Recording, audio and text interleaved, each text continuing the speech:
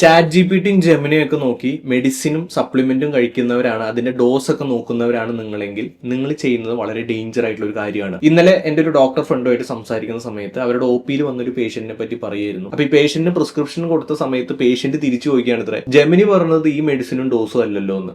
ഒരു വ്യക്തിക്കുള്ള മെഡിസിൻ അതിന്റെ ഡോസ് എല്ലാം ഒരുപാട് ഫാക്ടേഴ്സിനെ ഡിപ്പെൻഡ് ചെയ്തിട്ടാണ് തീരുമാനിക്കുന്നത്. Age, weight, kidney function, liver function, അതൊക്കെ വളരെ നോർമൽ ആയിട്ടുള്ള എല്ലാവർക്കും അറിയാവുന്ന കാര്യങ്ങളാണ്. പക്ഷെ അതല്ലാതെ medical history, therapeutic window, drug interaction, disease trajectory, ചില പാറ്റേൺസ് റെക്കഗ്നൈസ് ചെയ്തിട്ടുള്ള ക്ലിനിക്കൽ ഇൻഡ്യൂഷൻ, ഈ പറഞ്ഞതൊക്കെ കിട്ടണമെങ്കിൽ റിയൽ വേൾഡ് എക്സ്പീരിയൻസും വർഷങ്ങളായിട്ടുള്ള പേഷ്യന്റ് ഇന്ററാക്ഷനും വേണം. അത് ഇപ്പോഴത്തെ ഒരു കണ്ടീഷനിൽ എഐക്കില്ല. ഈ എ ഒക്കെ നമ്മൾ അങ്ങോട്ട് കൊടുക്കുന്ന പ്രോംപ്റ്റ് പോലെയാണ് റെസ്പോൺസ് വരുന്നത്. ഒരു നോൺ മെഡിക്കൽ ബാക്ക്ഗ്രൗണ്ട് ഉള്ള ഒരു വ്യക്തിക്ക് മെഡിക്കൽ ലാംഗ്വേജിൽ ഒരു കണ്ടീഷൻ എക്സ്പ്ലെയിൻ ചെയ്ത് കൊടുക്കാൻ പറ്റില്ല. അപ്പൊ എയുടെ റെസ്പോൺസും അതുപോലെ ഇനാക്യുറേറ്റ് ആയിരിക്കും. ഈ ചാറ്റ് ജിപിടി, ജെമിനി ഒക്കെ നമുക്കൊരു മെഡിക്കൽ അണ്ടർസ്റ്റാൻഡിങ് കിട്ടാൻ നല്ലതാണ്.